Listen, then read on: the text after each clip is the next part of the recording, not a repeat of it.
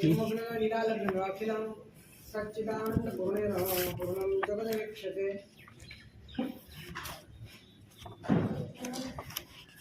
अनंतकारी अनंत कल्याणने करणारा धर्मचक्रवर्ती हरिहंत परमात्माના શાસનની અંદર થઈ ગયેલા મહોપાધ્યાય શિવદેવજી મહારાજ આપણા ભીતરની અંદર અનંતકાળને અંધકારને ચીરવાને માટે સ્વાભાવિક રત્ન સમાન એવા પોતાના આત્મતત્વના પૂર્ણતાની વાત કરી રહ્યા છે।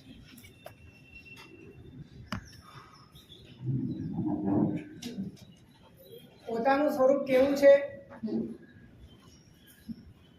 એની શું વિશેષતાઓ છે, એને પામવાથી કેવા કેવા લાભ થાય છે અને એને ન પામવાથી, એનો ન અનુભવ કરવાથી આ જીવ કેટલો સંસારમાં રખડે છે અને કેટલા પરિભ્રમણના અનંત પારાવારની અંદર ડૂબે છે, આ બધી વાત આપણે સમજ્યા છે। પરંતુ આટલું સમજ્યા પછી જો ભીતરની અંદર પુરુષાર્થ ના હોય તો બધી સમજણ એળે છે। સમજણનું ફળ પુરુષાર્થ છે અને જે સમજણ પુરુષાર્થ ઉત્પન્ન ન કરે તો સમજવું કે હજી સમજાયું નથી। જે સમજણ ભીતરમાં પુરુષાર્થ પેદા કરે એ જ સમજણ છે, બાકી માત્ર માહિતી છે અને તમારા મગજની જગ્યા રોકે છે।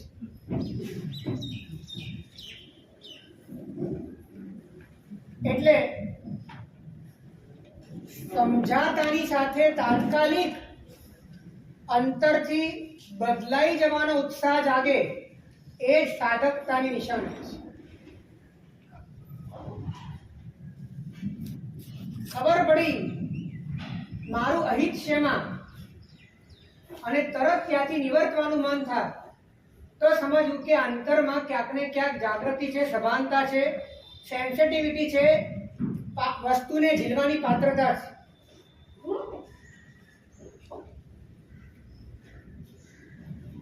તમે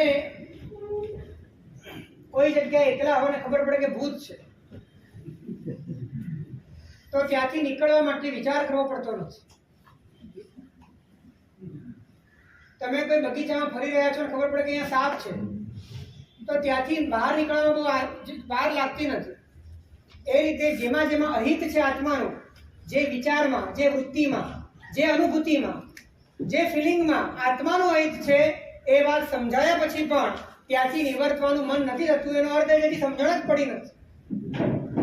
અને સમજણ ન પડવાનું કારણ જે સ્તરે ઉભા રહીને આ વસ્તુ સમજવી જોઈએ એ સ્તરે ઉભા રહીને આ સમજાય।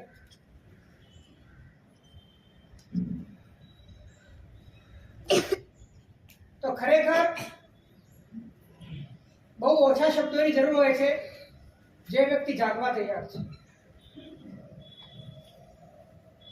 એને માટે ફક્ત એક આલંબન તરીકે, એક દિશા માટે એને કોઈ શબ્દોની જરૂર પડે છે અને એ દિશાઓ પકડીને, એ આલંબન પકડીને વ્યક્તિ પોતે આખો બદલાઈ જાય છે અને અંતર મુહૂર્તમાં કેવળ જ્ઞાન સુધી પહોંચી જાય છે। એવા હજારો દાખલાઓ શાસ્ત્રમાં નોંધાય।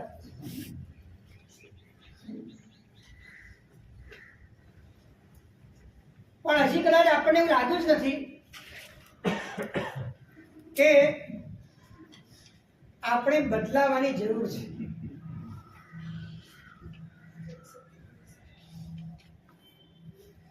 અને આ જરૂર ન લાગે અને કોઈ બદલાવની વાત કર્યા કરે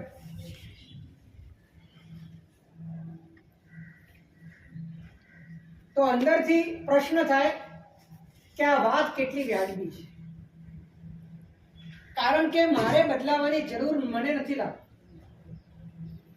જેને જરૂર લાગે છે એને વાક્ય પૂરું થતા પહેલા એની અંદર કામ શરૂ થાય છે।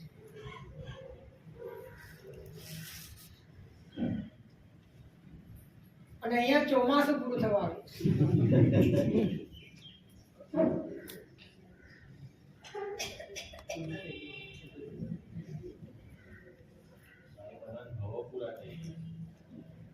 અનંત ભાવો અત્યારે આપણી સ્મૃતિમાં નથી, પણ અનંત ભાવો કેવા હશે એ આ ભાવથી ખબર પડી શકે એવી છે.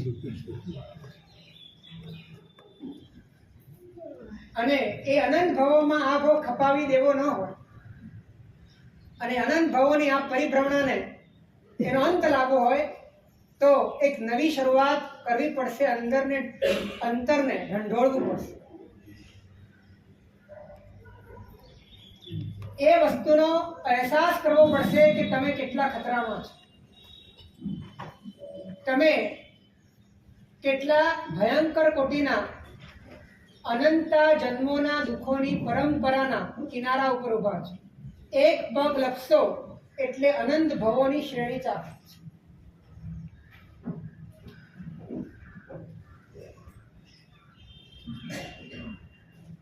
અને આને માટે ઘણાને આ એક ફરિયાદ છે કે સમજાય છે બધું, પણ અંતરથી જોઈએ એવો વેગ નથી આવતો, પુરુષાર્થ નથી ઉપડતો. ગમે છે બધું આ સાંભળવું, પણ પછી કઈ થતું નથી. કેમ નથી થતું?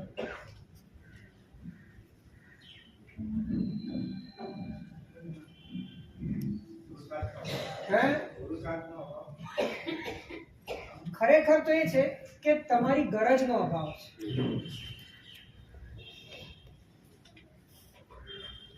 દર્દીને દર્દ લાગે ત્યારે ડોક્ટરની અને દવાની ગરજ હોય, અને ગરજથી મળેલો ડોક્ટર અને ગરજથી મળેલી દવા એ ફળે છે.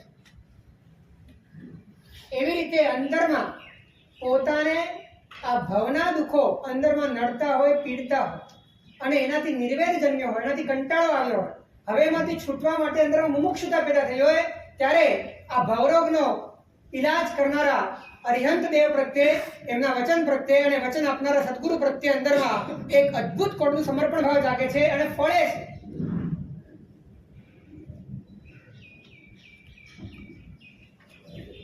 એટલે આંતરિક રીતે તમારા ચેતનામાં ઉત્પન્ન થનારા રાગ અને દ્વેષનો ક્લેશ એ તમને અંતરથી દુઃખદાયક લાગે ત્યારે એમાંથી ઉગરવાના તમામ આલંબનો એ તમને તારક લાગે.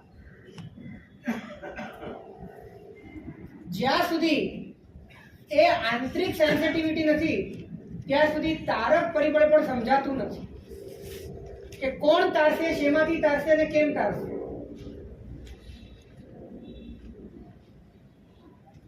માટે અંતરને ખૂબ કૂણું બનાવવાની જરૂર છે, ખૂબ પ્રેક્ષાવાન, વિચારવાન, જાગૃત, અને જ્યાં છો તમે ત્યાં આવીને તમારે પોતાના વિશે સજાગ થવાની જરૂર છે. ત્યાંથી જ તમે પ્રભુના શાસનની રેન્જમાં આવી શકો છો.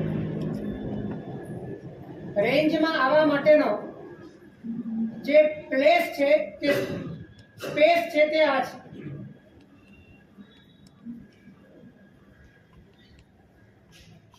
અને જ્યારે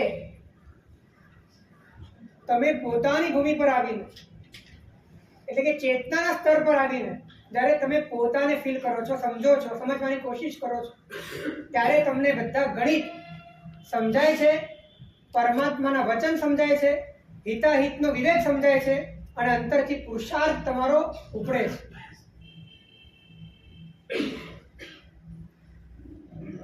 તો આજે કેટલીક પાયાની વાત કરવી છે. અધ્યાત્મના માર્ગમાં નિષ્કંટક રીતે આગળ વધવું હોય તો કેટલીક વાતોમાં આપણી ગરબડ થાય છે, અને ગરબડ ભૂલે ચૂકે થવી ના જોઈએ.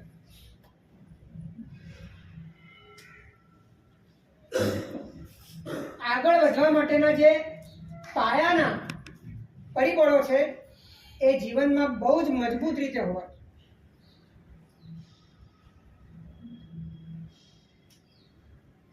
સૌથી પહેલી વાત, વિતરાગ દેવ અને તેમના વચનનો આપણા હૃદયમાં સર્વોત્કૃષ્ટ મહિમા હોવો જોઈએ. આ સૌથી પહેલી પાયાની વાત છે.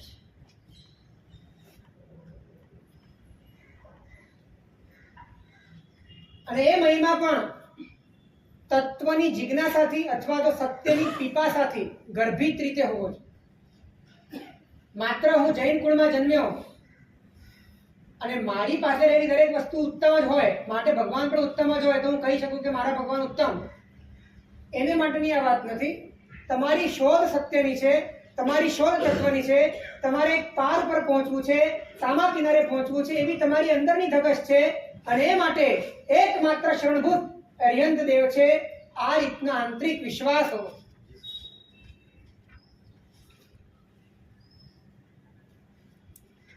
એક વાત કહું, કુદરતે પણ એક સગવડ કરીને આપી છે કે ભૌતિક રીતે પણ પરમાત્મા સર્વોત્કૃષ્ટ છે, કે જેના કારણે ભૌતિક બુદ્ધિને પણ વિનમ્ર થવાની સગવડ મળી. તમારી અંદર ભૌતિક બુદ્ધિ હોય તે ભૌતિક બુદ્ધિ પણ અહંકારમાં આવીને ક્યાંક આછકલાઈ ન કરે એ માટે ચારે બાજુથી તમારી આંતરિક સ્થિતિ વિનમ્ર બને એ માટે કુદરતે પણ એવી વ્યવસ્થા કરીને આપી છે કે અર્યંત દેવોનું પુણ્ય આ વિશ્વના બધી મોટામાં મોટી હસ્તીઓ કરતા પણ સર્વોત્કૃષ્ટ છે.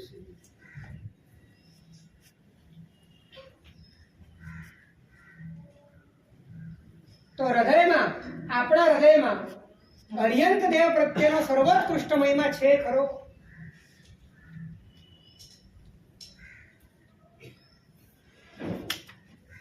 જો ભીતરમાં તરવાની ઈચ્છા હોય, છૂટવાની ઈચ્છા હોય, જન્મ જરા અને મરણની ચુંગાલમાંથી નીકળવાની ઈચ્છા હોય, જેટલું પણ જોયું અને ભોગવ્યું એ ક્યાંક અને કોઈક અંશે અસાર લાગતું હોય અને આ બધાથી પાર આવવા માટે ક્યાંક અંતરમાં સરળ થતી હોય, એ યોગ્યતાના બેઝ ઉપર આ મહિમા અંદરમાં પ્રગટ થાય.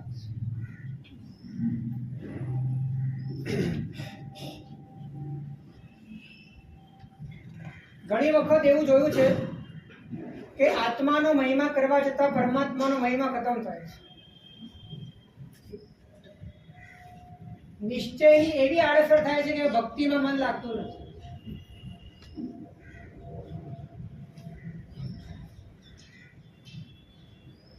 અને પછી એને એમ લાગે છે કે હું અને પરમાત્મા તો સરખા જ છીએ, પછી મારે એમને વધારે માનવાની જરૂર ક્યાં છે?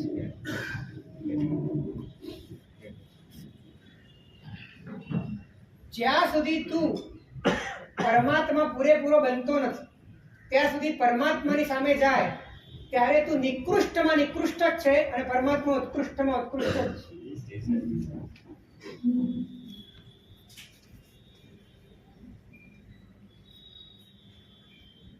એ આલંબન છે, એ તને સ્મૃતિ કરાવનારા છે, એ તને દિશા આપનારા છે, એ તમને ઇશારો આપનારા છે. અને એના બળે એમની ભક્તિથી, એમના વચનથી, એમની શ્રદ્ધાથી તું તારા પોતાના સ્વરૂપમાં પરિણમી શકે એવી વ્યવસ્થા આપનારા છે. પણ જ્યાં સુધી પૂરેપૂરો ન પરિણમે ત્યાં સુધી ભીતરમાં એ ભક્તિનો અદ્ભુત ભાવ એ રહેવો અનિવાર્ય છે.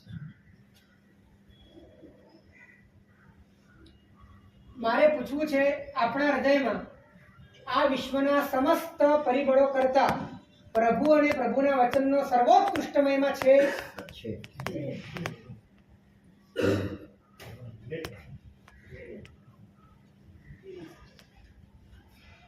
થોડું વિચારજો. મહિમાનો અર્થ તમે માની લીધું એ નથી. મહિમાનો અર્થ બહુ જ રૂબરૂ છે, બહુ પ્રેક્ટિકલ છે. તમારા રોમ એનો જવાબ આપે છે, તમારું હૃદય એનો જવાબ આપે છે. તમે કોઈ પણ પ્રકારની પાપની પ્રવૃત્તિ કરો અને એ વખતે પ્રભુનું નામ પણ યાદ આવી જાય તો એનું રિએક્શન અલગ.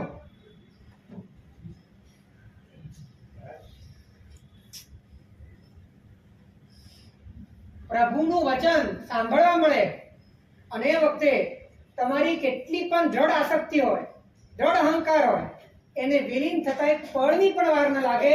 આ મહિમાનો મહિમા છે. આપણને સંસ્કારગત મહિમા છે, આપણને સંસ્કારગત મહિમા છે, પરંતુ એ મહિમા આપણી પોતાની ગરજનો નથી. પાઠશાળામાં સંસ્કાર મળ્યા છે, મા બાપના સંસ્કાર મળ્યા છે, મહાત્માના સંસ્કાર મળ્યા છે, માટે મહિમા છે. આપણી ગરજથી પેદા થયેલો એ મહિમાનો ભાવ ક્યાં છે?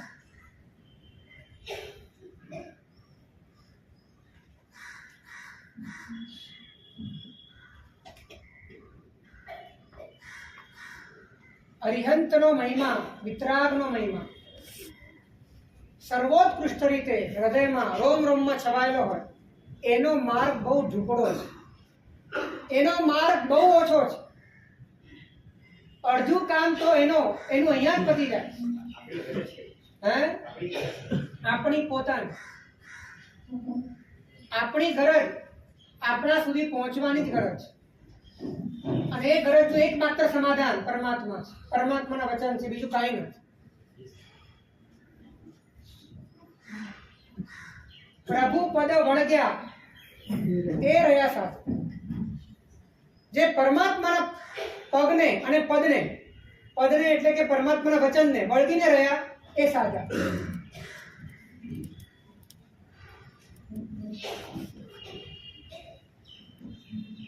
મહિમા તમારી રુચિનું પ્રતીક છે. તમને શેની રુચિ છે એનું પ્રતીક છે. જેમાં જે હોય, તમને તમારામાં એ ગમતું હોય તો જ એનો મહિમા.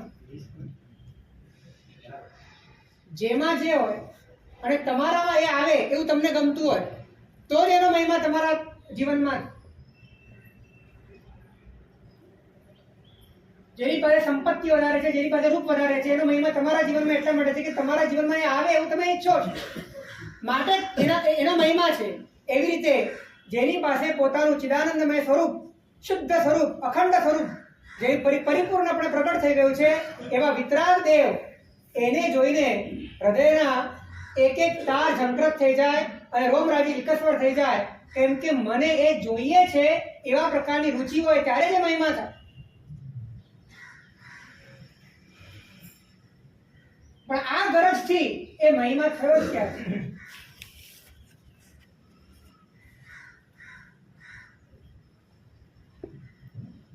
જેટલી પણ આશાતના ન કરવાની વાત છે એ બધી જ વાત નકારાત્મક રીતે મહિમા માટેની જ છે.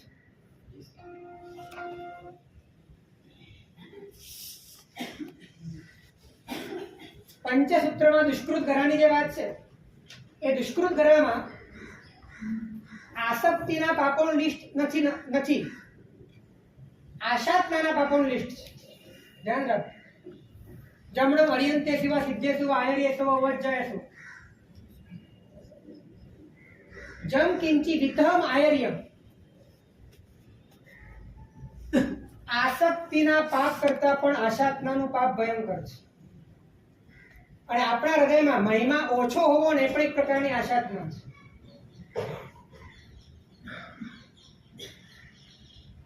કારણ કે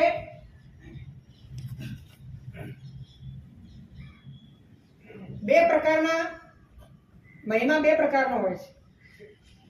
એક તો સદભૂત મહિમા અને એક અસદભૂત મહિમા. એક ઉદ્ભાવિત મહિમા અને એક વાસ્તવિક મહિમા. એક બનાવેલો મહિમા અને એક જે પ્રતિષ્ઠિત છે એવો મહિમા. તો અરિહંત પરમાત્માનો જે મહિમા છે એ મહિમા પ્રતિષ્ઠિત, કોઈએ બનાવેલો નથી, કોઈના કહેવાથી નથી. એનું સ્વરૂપ જ એવું છે કે મહિમાવંતું છે. રન્ન આના ભંગે એકુચ્ય હોય નિગ્ગો લે, સૌવનનું આણ ભંગે અનંતસો નિગ્ગો હોય. રાજાની આજ્ઞાનો ભંગ કરો તો એક જ જન્મની પીડા થાય, પણ પરમાત્માની આજ્ઞાનો ભંગ કરો જન્મો જન્મની પીડા છે. અને આ મહિમા પ્રતિષ્ઠિત મહિમા છે. આ ઉભો કરેલો મહિમા નથી, કુદરતી મહિમા છે. તો જેનો જેટલો મહિમા છે એનો એટલો મહિમા જો હૃદયમાં નથી તો પણ એનું અવમૂલ્યન છે. ધ્યાન રાખ. એટલે રોમે રોમ અર્યંત પરમાત્મા વિતરાગ પરમાત્માના આદરથી મહિમાથી છલકાઈ જવું.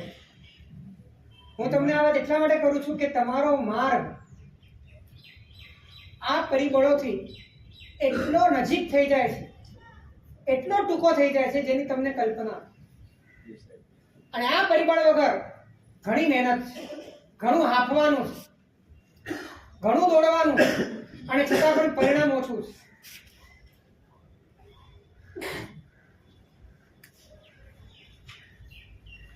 સંસ્કારગત મહિમા છે ને, એમાં રોમાંચ નથી, એમાં એ ઉર્મિઓ નથી. બસ માનીએ છીએ મોટા છે, મહાન છે, બસ પતી ગયું. પણ આપણી પોતાની ગરજ સાથે એનું કોઈ જોડાણ નથી. આપણને પડે પણ ઝંકૃત કરી નાખે અને અંદરથી આપણને દરેક ક્ષણે પરિવર્તન કરાવે એવા પ્રકારની ગરજથી એ મળાયેલો નથી.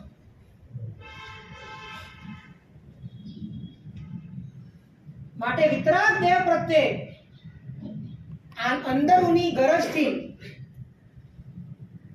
પ્યાસથી, દાસાનું દાસ થઈને, ચરણ કિંકર થઈને, એના જ થઈને એના પ્રત્યેનો પરમ અહોભાવ, મહિમા ભાવ એ અધ્યાત્મના માર્ગમાં પૂરપાટ સ્પીડમાં આગળ વધવા માટેનું સૌથી પહેલું પાસ.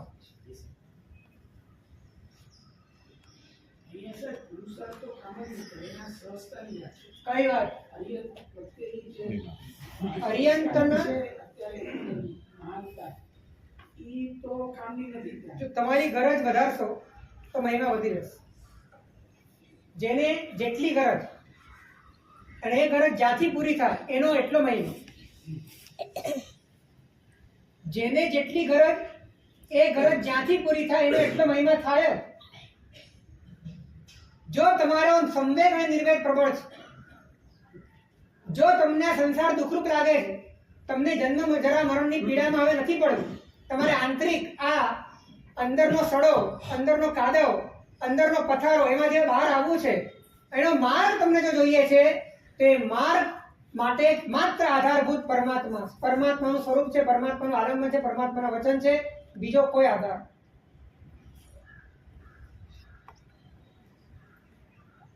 અત્યારે અધ્યાત્મના માર્ગો પણ તમને આ દુનિયામાં અનેક મળશે. પશ્ચિમી જગતમાં પણ અત્યારે સ્પિરિચ્યુઆલિટીનો રાફડો ફાટ્યો છે અને ભારતમાં પણ છે. અને બધા જ માર્ગો આંશિક સત્યવાળા છે. અને આંશિક સત્ય ભ્રામક પણ છે અને મોહક પણ છે.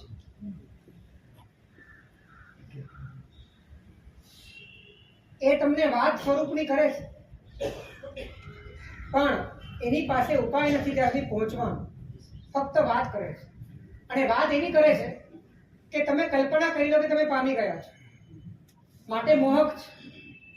કેમ કે આમાં કરવાનું કાંઈ નથી, અને તમે તમારી જાતને ફ્રી કરી શકો છો, અને જીવનમાં બધી સુખશીલતા અને પાપને આચરી શકો છો, અને એ બહાને તમે તમારી જાત સાથે ઠગાઈ કરી શકો છો. તો આવા અનેક અધ્યાત્મના નામે ચાલનારા માર્ગો અત્યારે ફૂટી નીકળેલા છે. પહેલા પણ હતા, અત્યારે પણ છે. જે વ્યક્તિ ધર્મમાં પ્રવેશ્યો નથી એને તો ઘણા બધા વિઘ્નો છે, પણ જે ધર્મમાં પ્રવેશ્યો છે એને પણ આ બધા વિઘ્નો છે.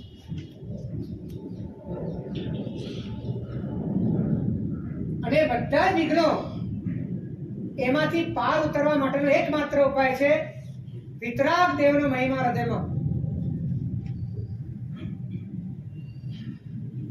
જો વિતરાગ દેવના સિદ્ધાંતો જો હૃદયમાં બરાબર સ્થાપિત થયા હોય તો દુનિયાના કોઈ પણ બુદ્ધિના બેતાજ બાદશાહો તમારી સામે આવે ને તો પણ માર્ગની બાબતમાં તમે ભ્રષ્ટ ન થાઓ એટલી ખુમારી અને એટલી તમારી આંતરિક પ્રતિષ્ઠા એ જળવાયેલી. એટલો અદ્ભુત માર્ગ પરમાત્મા બતાડ્યો. આ શ્રદ્ધાની આપણી પાસે કદાચ સંસ્કારગત મૂડી છે પણ ગરજ વાળી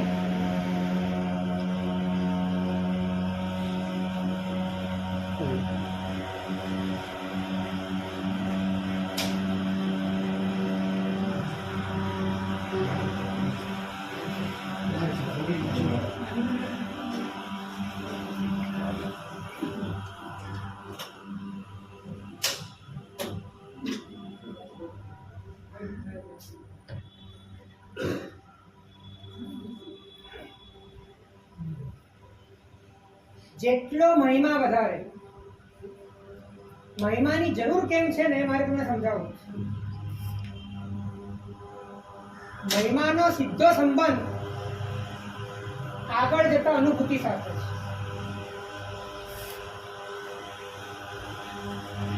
જેટલો મહિમા વધારે એટલો ઉત્સાહ વધારે.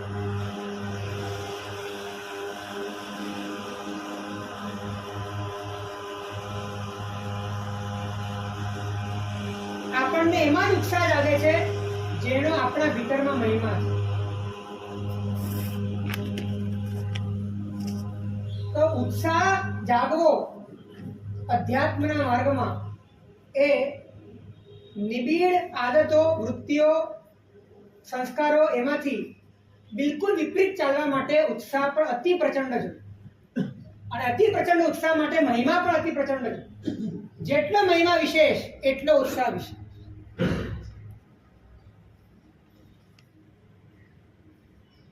આપણા ભીતરમાં જે પાયાના પરિબળો હોવા જોઈએ ને કદાચ એમાં આપણે માર ખાઈ ગયા છીએ. આપણે બુદ્ધિના બળે ઘણું સમજી બેઠા છીએ. તત્વની વાતોનો વિસ્તાર આપણે કદાચ આપણી બુદ્ધિની અંદર જમાવીને બેઠા છીએ, પણ એને પરિણમવા માટે આંતરિક જે શક્તિઓ જોઈએ છે શક્તિઓમાં બહુ મોટી કચાશ છે.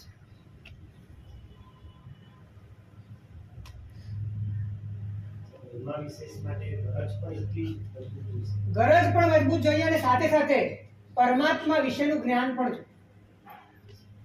પરમાત્માનું બાહ્ય અને અભ્યંતર સ્વરૂપ એ બંનેનું જ્ઞાન જોઈએ. હમણાં આપણે દિવાળી કલ્પમાં પરમાત્મા મહાવીર સાધના કાળની વાતો સમજ્યા હતા. એ વાતો જાણતા જાણતા ભીતરની અંદર પરમાત્મા તત્વ પ્રત્યે કેટલો અભાવ ઉછળી જાય. ચરિત્રો વાંચવાની વાત આને માટે શ્રાવકોએ કેમ ચરિત્ર વાંચવા જોઈએ? શ્રાવકોને ચરિત્ર વાંચવાનો ઉપદેશ આપ્યો છે. તો ચરિત્ર વાંચવાથી પરમાત્મા તત્વનો મહિમા ચાલે. એમની પ્રામાણિકતા પ્રત્યે, એમની ઉત્કૃષ્ટતા પ્રત્યે, એમની સર્વોત્કૃષ્ટતા પ્રત્યે ભીતરની અંદર વધુ ને વધુ આસ્થા જન્મે છે. અને એ આસ્થા આગળ જતા તમારા પુરુષાર્થમાં કઈ રીતે સપોર્ટિવ થાય છે, આખી અદ્ભુત વાત છે.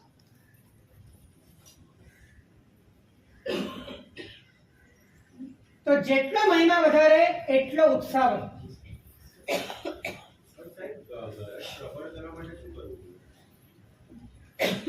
ગરજ પ્રબળ કરવા માટે સોચ્ચા જાણી કલ્યાણ, સોચ્ચા જાણી પાવન, ઉભયંપી જાણી સોચ્ચા, જમ સેયમ તમ સમાય. પરમાત્માએ તમને તમારું અકલ્યાણ કઈ રીતે થઈ શકે એ પણ કહ્યું, કલ્યાણ કઈ રીતે થઈ શકે એ પણ કહ્યું. આ બંને કીધા પછી પરમાત્માએ તમારી ઉપર છોડ્યું કે હવે તને જે સારું લાગે તે તું કર. અને જ્યારે તમે વિચારો છો તટસ્થ થઈને, ત્યારે તમારા ભીતરમાં સાચો પક્ષ ઉદિત થાય છે. તમે નક્કી કરો છો કે હવે મારે આ જ માર્ગે જવું છે અને એ માર્ગે જવું જ છે. અને એ માટે તમારો સમય બહુ ઓછો છે અને તમારે કામ પૂરું કરવાનું છે. ત્યારે તમારે આલંબનોની જરૂર પડે છે.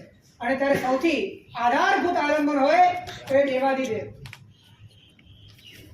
એમની હાજરી હોય ના હોય એની સાથે બહુ ફરક નથી પડતો. એમનો મહિમા એ કામ કરે છે.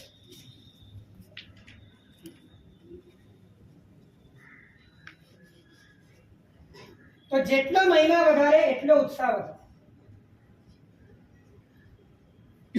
આપણી આશાજ્ઞાઓ છે ને માત્ર કાયાથી છૂટી છે, પણ ઉપેક્ષા કરવી એ પણ એક આશાજ્ઞા છે.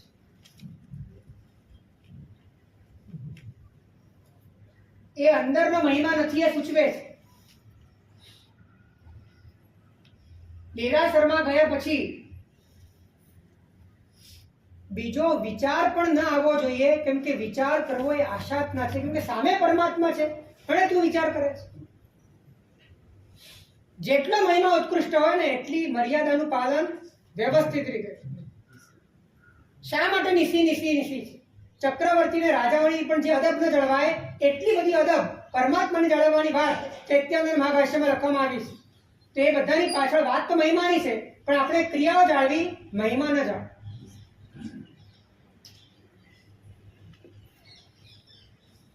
અને મહિમા વગરની ક્રિયાઓ કંટાળાજનક બને, અને મહિમાપૂર્વકની ક્રિયાઓ એ રસવાળી બને, એમાં ભીતરમાં પરિણામ આપે છે.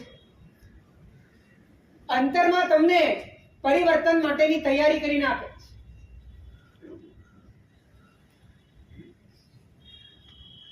આચાર્ય સૂત્રની અંદર પરમાત્માના શબ્દો આવે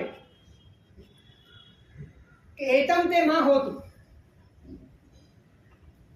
સાધુને ઉદ્દેશીને વાત છે કે તારા માટે આવું ન થાવ એવું હું ઈચ્છું છું, આવું પરમાત્મા કહે છે. અને જ્યારે મનમાં મહિમા હોય પરમાત્મા તત્વનો, ત્યારે સાક્ષાત પરમાત્મા પોતાને કહેતા હોય એવું લાગે. સાધુ ગળગળો થઈ જાય, આંખમાંથી આંસુ નીકળવા લાગે, રોમ રાજી વિકસવર થઈ.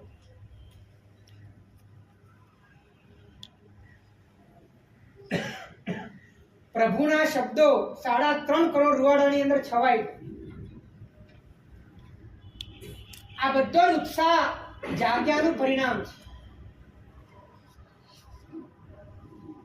બોલવામાં, ચાલવામાં, સર્વ ક્રિયામાં વિતરાગ દેવનો મહિમા છલકાવો જોઈએ.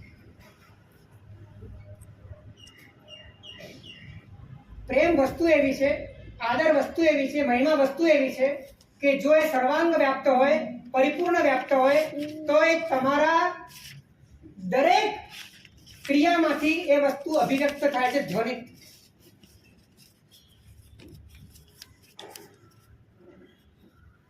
ચોવીસ કલાક આ છાયામાં રહીએ છીએ આપણે.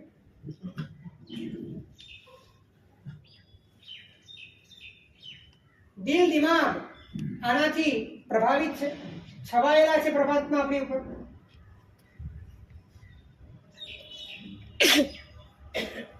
એનો અર્થ એ છે કે 24 કલાક આપણા ભીતરમાં કોઈ ગરજ નથી, કોઈ રુચિ નથી. એટલે આપણી ગરજ અને રુચિ એ કામ ચલાવ છે, નિસ્બતી છે, અને એ પણ મેનેજમેન્ટ વાળી છે. એનું પણ આપણે આયોજન કરીએ છીએ, કેટલા સુધી રહેવી જોઈએ, કેટલા સુધી ન રહેવી જોઈએ, એ પણ આપણે નક્કી કરીએ છીએ. અને પછી ન રાખીએ ત્યારે ન પણ રાખી શકીએ, એટલી આપણી પાસે અથોરિટી છે. આવી આર્ટિફિશિયલ ગરજથી કશું જ કામ મળવાનું નથી. ગરજ કુદરતી જોઈએ, ગરજ સ્વાભાવિક જોઈએ, ગરજ બળુકી જોઈએ, ગરજ 24 કલાકની પ્યાસ હોવી જોઈએ, અને એ માટે સતત અનુસંધાન પરમાત્માની સાથે જોઈએ.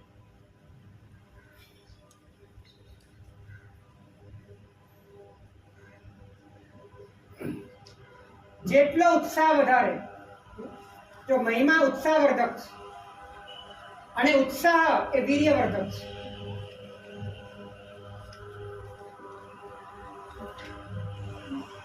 ઉત્સાહનું કામ શક્તિ વધારવાનું છે, મહિમાનું કામ ઉત્સાહ વધારવાનું છે, ઉત્સાહનું કામ શક્તિ વધારવાનું. જેટલો ઉત્સાહ વધારે એટલી શક્તિ વધારે.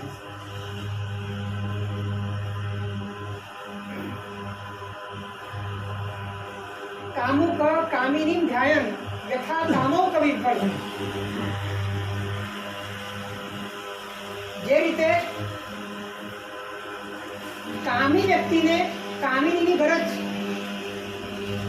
અને કામમાં વિભોર થઈ ગયો છે, ત્યારે રાતના સમયમાં મુસળધાર વરસાદમાં નદીના બંને કિનારા છલકાઈ ગયા છે, પૂર આવ્યું છે, ત્યારે વીજળીઓના કડાકા ભડાકા થાય છે, ત્યારે પોતાને ગમતી સ્ત્રી સામા કિનારાના ગામમાં છે, ત્યારે અડધી રાત્રે કિનારો ઓળંગે છે, તરીને આટલા પૂરની અંદર આવે છે, અને એ મકાનમાં એ સ્ત્રી જ્યાં સૂતી છે એને મેળવવાને માટે કંઈ દોરડા જેવું જુએ છે, પણ સાપ લટકતો હોય છે. અને લટકતા સાપને પકડીને એના ઓરડામાં જાય. મહારાષ્ટ્રના સંત તુકારામની આ વાત છે. અને ત્યારે એ સ્ત્રીએ કહે છે કે આટલી પ્રીત જો તું રઘુનાથથી કરી દે તો તારો બેડો પાર. અને એ વખતે ક્લિક થઈ જાય છે એના વાત, ત્યાં ટર્ન થઈ જાય છે, પલટાઈ જાય છે. એનું નામ રત્ના હોય છે, સ્ત્રીનું નામ, અને એના પગે પડે છે, તું મારી ગુરુ છે, તે મને જીવનનો બોધ આપ્યો છે. અને ત્યાંથી ને ત્યાંથી પલટાઈને જીવનભર માટે પરમાત્મા તત્વ સાથે પ્રીતિ જોડીને એ વ્યક્તિ એક શેતાન જેવો હતો અને સંત શિરોમણી બન્યો. આટલી તાકાત છે મહિમાની, અનુરાગની.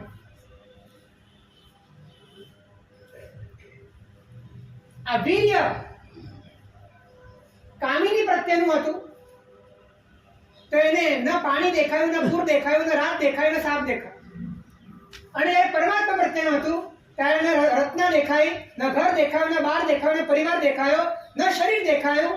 અને અદ્ભુત પરાક્રમ સાથે આત્મતત્વની અનુભૂતિ માટે એને સંન્યાસનો સ્વીકાર કરીને જીવનમાં સાધના.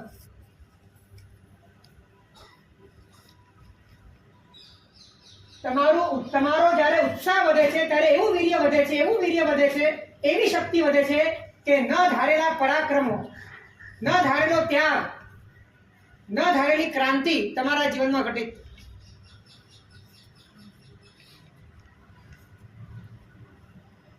તમે વિચાર કરો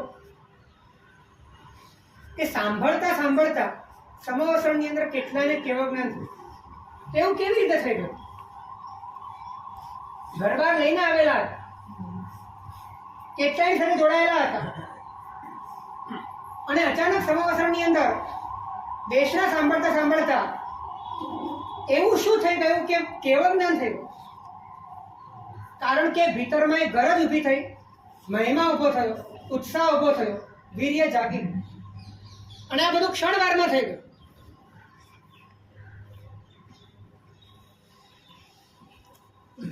શાલિભદ્રજીને ગોચરી માટે જતા હતા. પરમાત્મા પ્રત્યેનો ઉત્કૃષ્ટ અભાવ પહેલેથી સંસારીપણાથી હતો. જ્યારે એને ખબર પડી કે માલિક શ્રેણિક પધારે છે, ત્યારે એ શબ્દને ખૂંચેલો. માલિક એક જ હોય, મહાવીર, બીજા કોઈ માલિક નહીં. તત્વનો બોધ હતો. અને કોઈકની પરાધીનતામાં રહેવું એના કરતા સ્વાધીનતાના સુખમાં જવું, સંયમનો સ્વીકાર કરીને 11 ભણ્યા, 12 વર્ષે પાછળ રાજાપુરી આવ્યા છે. અને એ વખતે પરમાત્માને પૂછે છે કે સંસારી માતાને ત્યાં ગોચરી જવું. અને એ વખતે પરમાત્મા કહે છે કે આજે તમને તમારા માતાના હાથે ભિક્ષા મળશે. જાય છે, પણ આજ એ લોકોને બધાને ખબર છે કે આજે શાલિભદ્રજી ગામમાં પધાર્યા છે, શાલિભદ્ર મુનિ ગામમાં પધાર્યા છે. તો એને મળવા માટે 32 વહુ અને માતા સોળે શણગાર સજીને તૈયાર થઈ રહ્યા છે. નોકર ચાકરો રથવાળા બધા તૈયારી કરી રહ્યા છે. અને એ વખતે આ મુનિ કોચરી માટે ગયા છે. કોઈ ઓળખતું નથી અને કોઈની સામે પણ જોતું નથી. અને એ વખતે પાછા વળે છે ત્યારે એક રવારણ એમને આ મુનિને જોઈને એમના સ્તનમાંથી દૂધ ઝરે છે, વાત્સલ્ય આવી જાય છે, દહીંની વિનંતી કરે છે અને એમના હાથે ઓરે છે. એના મનમાં શંકા નથી પડતી કે પરમાત્માએ કહ્યું એ ખોટું પણ. એને એમ છે કે મારા સમજવામાં કઈ ગડબડ છે. ઉત્કૃષ્ટ અભાવ છે પરમાત્મા પ્રત્યે. અને પરમાત્મા જઈને અત્યંત વિનયપૂર્વક પૂછે છે કે હે પરમાત્મા, આપે કહ્યું હતું કે તમારી માતા પાસેથી ભિક્ષાનો લાભ થશે, પણ હું ત્યાં ગયો, ત્યાં કંઈ હતું નહીં. એટલે ત્યાં કોઈએ એવી વિનંતી પણ ન કરી, બધા વ્યસ્ત હતા. અને મને આ રીતે એક રવારણે પડી લાગ્યા છે. અને એ વખતે પરમાત્મા કહે છે કે એ તારી માં છે, ગયા ભાવની માં છે, પૂર્વ ભાવની માં છે, જ્યારે સંગમ તું હતો એ વખતની આ માં છે. અને પરમાત્માની સર્વજ્ઞતા ઉપર એટલો બધો અડીખમ વિશ્વાસ છે. વિશ્વાસનું કામ કરે છે. સંસારની આખી ભયાનકતા, જન્મ મરણની પરંપરા, પૂર્વભાવનો વૃત્તાંત, આ બધું એને દેખાય છે, જાતિ સ્મરણ થાય છે. પ્રચંડ નિર્વેદ જન્મે છે અને ત્યાં પરમાત્માની પાસે રજા માંગે છે કે મને અનશન કરવાની તમે રજા. અને શાલિભદ્ર અને રણના અનશન કરવા માટે જતા રહે છે. પરિવાર આવે ત્યાર સુધીમાં તો અનશનનો સ્વીકાર પણ થઈ ગયો. આ ઉત્સાહ છે એ મહિમામાંથી પેદા થયો છે અને માટે આ વીર્ય જાગ્યું છે કે ક્ષણભરની અંદર ક્રાંતિ ઘટિત થઈ. ક્ષણભરમાં બધું છોડવા માટે તૈયાર થઈ.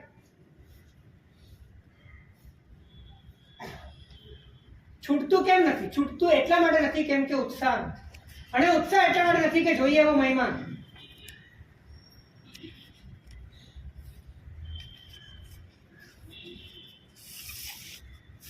ઉત્સાહ વીર્યવર્ધક છે અને વીર્ય પુરુષાર્થવર્ધક છે. શક્તિ જાગે એટલે પુરુષાર્થ.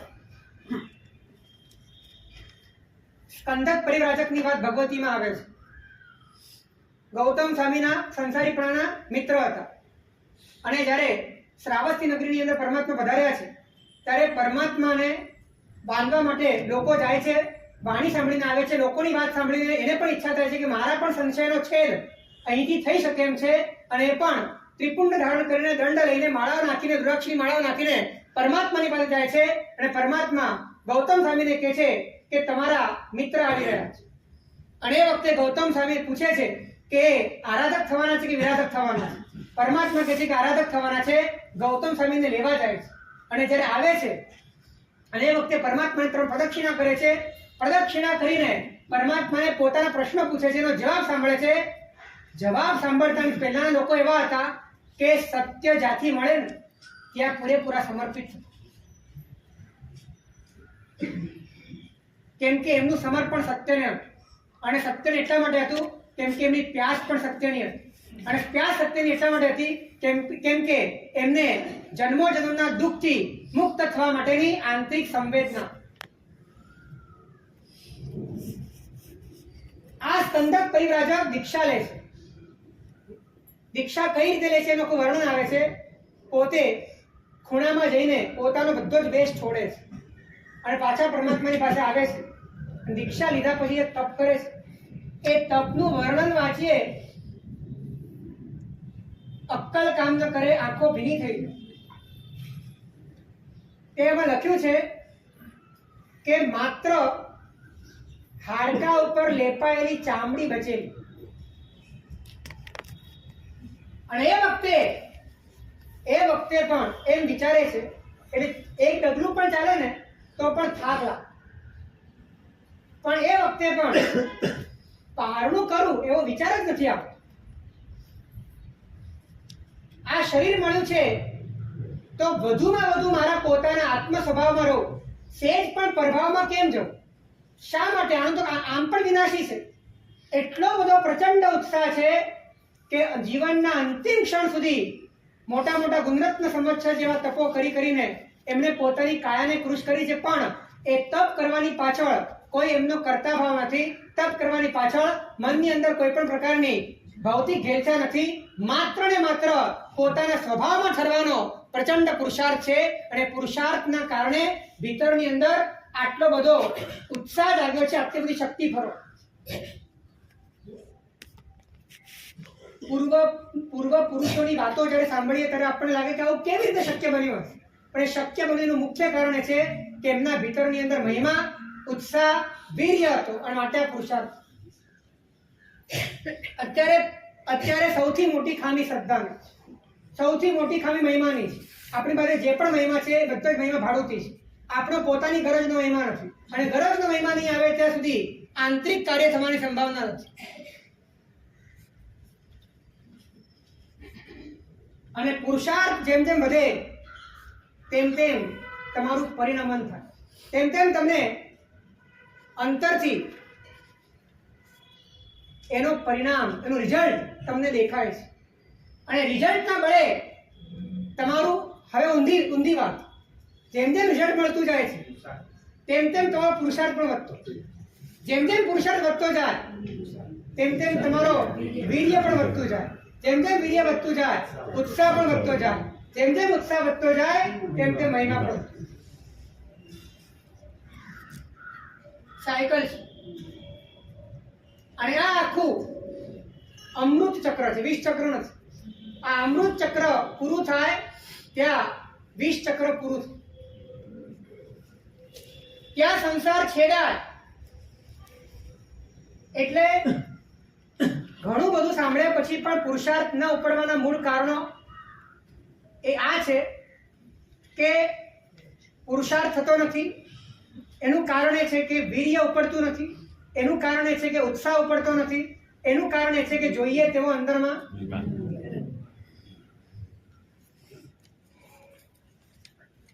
આ બધું થાય છે ફ્રેક્શન ઓફ સેકન્ડમાં જ.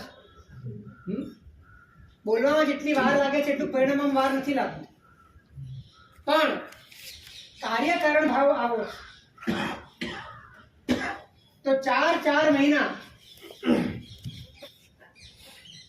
મહોપાધ્યાયજીને આપણે સાંભળ્યા છે. 5 મહિના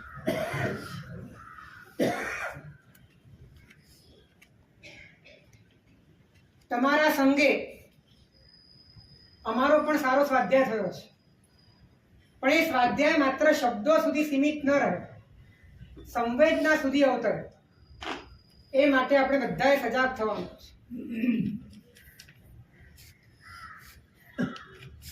કારણ કે ઓપોર્ચ્યુનિટી આ બહુ રેર છે અને સમય આપણી પાસે બહુ જ અલ્પ છે. અને એમાં સમજીને માહિતીઓ ભેગી કરીને સંતોષ પામવાની નાદાની કરવા જેવી નથી. અહીંયા તો સંતોષ ત્યારે જ મેળવવાનો જ્યારે અંતરમાં અનુભવ થાય. ત્યાં સુધી કોઈ સંતોષ, ત્યાં સુધી માત્ર સમજવાનો પુરુષાર્થ અને આંતરિક પરિવર્તનનો પુરુષાર્થ એ અનિવાર્ય છે.